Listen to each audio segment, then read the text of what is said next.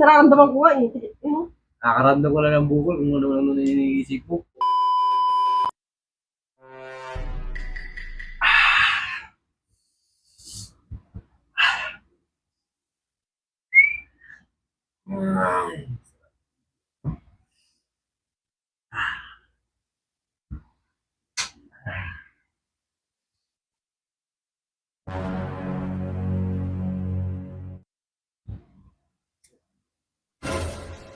Ano ba?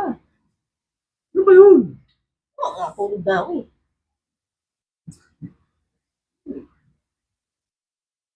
Ano yun? Ay, dikit sa akin yung ano mo. Hira ka naman eh. Eh, talaga mga lalaki eh. Hilig yung dikit ng mga ano sa tulog mo.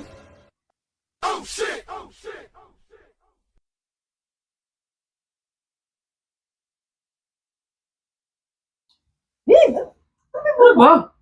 Akbay lang ako eh. Ang arte-arte mo naman. ano kayo bubukol dyan? Ano, bumubukol pala naman. Meron nga eh, nararamdaman ko. Tigas eh. Naginip ko na naman ng ano. Dikit yung sa wet ko eh.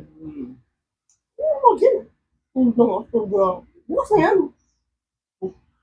Kaya pala pumunta ka dito sa kwarto eh. Bukusunada ka na naman. Siyempre ba natutulog na tayo, di ba? Oh, Saan saan ako matulog sa labas? papasok eh. Kailan na yan. Nakabukol yan. Kamay ka. Marinig ka tayo mo. Huwag na sa'yo na ano ko eh. Naditis na. Antok ko. Ano mo, ano muna tayo? Ano mo ulit? Ano ko? Para masarap tulog natin. Ano ko nga? Ano ko nga? Naiilang ako sa bukol na yan eh. Wala naman bukol dyan, wala naman. Kung nakakaano mo talaga. Eh, nararamdaman ko nga eh. Ano? Nakaramdam ko lang ng bukol kung ano iniisip mo. Laki-laki. Nararamdaman ko eh. Ano ko nga? Huwag sa'yo. Dikit ko ulit magkaas doon. Tingnan. Hira. Didikit mo rin sa'yo para ano eh. Alam ko na yung mga ganyang galawan ninyo.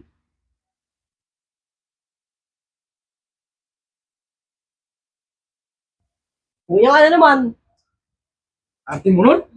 Ano ba yun? Ay, ano ba yan? Yan. Ha?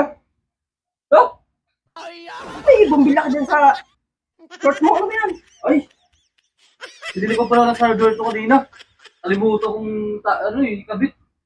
Hindi pala madilim yung kusina. Hira ka. Ano yung bubukol na yan? Ano pala bumili? Ano pala yun? God have mercy upon us. Diba? Gusto mo makita ang tunay na bumukol? Tulog na ako, gagawin. Antok na ako. Ano, ulit bukas na yan. Aray ko.